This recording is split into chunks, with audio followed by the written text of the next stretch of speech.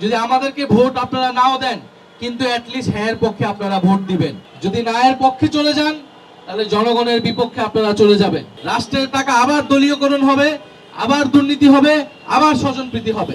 তারা না এর পক্ষে কথা বলা শুরু করছে। এবারের নির্বাচনে কিন্তু প্রত্যেকটা নাগরিকের দুইটি করে ভোট থাকবে।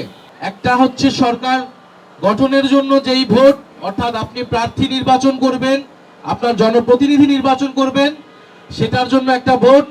সেটার জন্য আপনি আপনার পছন্দের মার্কায় ভোট দিবেন। আরেকটি ভোট হচ্ছে গণভোট, যেখানে কিছু প্রশ্নের সাপেক্ষে আপনি হ্যাঁ অথবা নাতে ভোট দিবেন।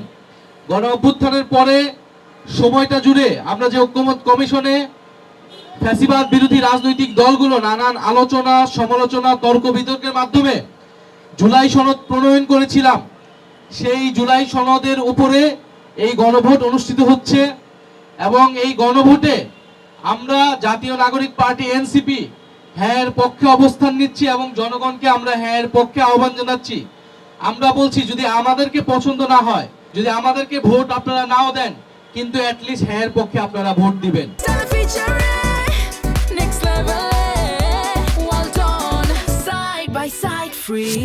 হ্যাঁ এর পক্ষে ভোট দিলে সংস্কার প্রক্রিয়া আগাবে, জুলাই সনদ বাস্তবায়ন হবে। গণ অভ্যুত্থানের পরে আমরা যেই ফ্যাসিবাদী স্বৈরতান্ত্রিক ব্যবস্থা সিস্টেমের পরিবর্তন করতে চেয়েছিলাম, সেইটা কিছুটা হলেও পরিবর্তন হবে। আর যদি না জয়যুক্ত হয়, তাহলে আসলে আগের ব্যবস্থাতেই থেকে যাবে এবং কোনো ধরনের পরিবর্তনই হবে না এবং গণ অভ্যুত্থান আসলে সম্পূর্ণভাবেই ব্যর্থ হবে। শুধুমাত্র সরকার পরিবর্তন হবে। একটা সরকার গিয়েছে, একটা দল গিয়েছে, হয়তো ভোটের মাধ্যমে আরেকটা দল আসবে, কিন্তু আগের সিস্টেমে, আগের পদ্ধতিতেই কিন্তু তারা দেশ চালাবে। ফলে সবচেয়ে ভালো মানুষটাকে যদি সরকারে বসানো হয়, তাহলে সে দেশের কোনো পরিবর্তন করতে পারবে না।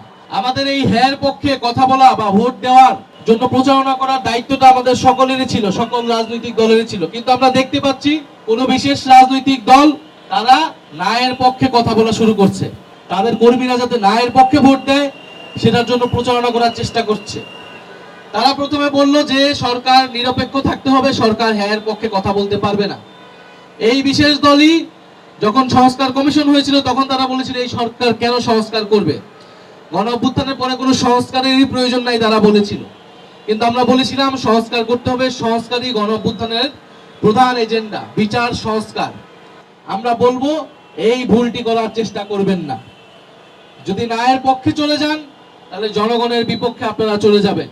এবং ন্যায়ের পক্ষে যারা থাকবে তারা নির্বাচনেও জয়ী হতে পারবে না বলে আমরা বিশ্বাস করি। তারা এখন বিভিন্ন কার্ড দেওয়ার কথা বলতেছে, তারা ফ্যামিলি কার্ড দিবে, কৃষক কার্ড দিবে, কিন্তু এই কার্ডের বিনিময়ে যে তারা টাকা দেবে, এই টাকাটা কোত্থেকে আসবে সেটা কিন্তু তারা বলতেছে না। অর্থাৎ তারা শুধু খরচ কোথায় করবে সেটা বলতেছে, কিভাবে ইনকামটা হবে, কিভাবে এই আয়টা হবে সেটা কিন্তু তারা বলতেছে না। ফলে দেখা যাবে এই কার্ড দিতে গিয়ে তারা আবার ভ্যাট বাড়াইতে হবে তাদেরকে এবং দেশের জনগণের উপর আবার চাপ পড়বে। অথবা এই কার্ড শুধুমাত্র দলীয় লোকেরাই পাবে, সাধারণ মানুষ পাবে না। রাষ্ট্রের টাকা আবার দলীয়করণ হবে, আবার দুর্নীতি হবে, আবার স্বজনপ্রীতি হবে। যে 2008 সালে আমরা একটা ক্যাম্পেইন শুনছিলাম যে 10 টাকায় চাল খাওয়াবে সরকারে আসলে, এই 10 টাকায় চাল খাওয়ানোর কথা বলে এসে এই দেশটা ছারখার করে দিয়ে গেছে সেই সরকার। আমরা মনে করি জনগণ এবার সচেতন। মানুষ 16 বছর ধরে ভোট দিতে পারে নাই, ফলে মানুষের ভোট এবার কিনা যাবে না। বাংলাদেশকে 50 বছর এগিয়ে নিয়ে যাওয়ার জন্য ভোট, শুধুমাত্র সরকার গঠনের জন্য এই ভোট না। প্রত্যেকটা গণ অভ্যুত্থানের পরের ভোট কিন্তু বাংলাদেশকে এগিয়ে নিয়ে গেছে। ফলে আমরা মনে করি এই নির্বাচনে মানুষ সচেতনভাবে ভোট দিবে এবং আমরা যাতে মানুষকে কোনো ধরনের প্রতারণার আশ্রয় না নেই।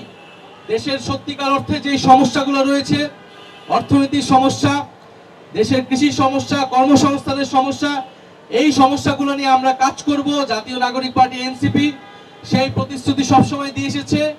আমরা চাই দেশের চাঁদাবাজি, দুর্নীতি এগুলো থাকবে না, সেটার জন্য জবাবদিহিতামূলক ব্যবস্থা লাগবে।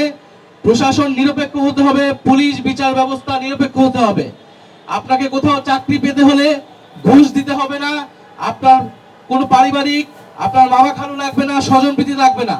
ফলে এই নির্বাচনে যদি হ্যাঁ জয়যুক্ত না হয়, তাহলে কিন্তু আমরা আগের ব্যবস্থায় রয়ে যাব, সেই হাসিনার ব্যবস্থায় রয়ে যাব। আমরা কি আর হাসিনার ব্যবস্থায় থাকতে চাই? আমরা নতুন গণতান্ত্রিক ব্যবস্থায় যেতে চাই, আমরা নতুন বন্দোবস্ত প্রতিষ্ঠা করতে চাই। আমরা সবাই গণভোটে কি দিব? গণভোটে হ্যাঁ দিব, গণভোটে হ্যাঁ পক্ষে থাকবো, হ্যাঁ এর পক্ষে শক্তি ইনশাল্লাহ এবার নির্বাচনে বিজয়ী হবে এবং সরকার গঠন করবে।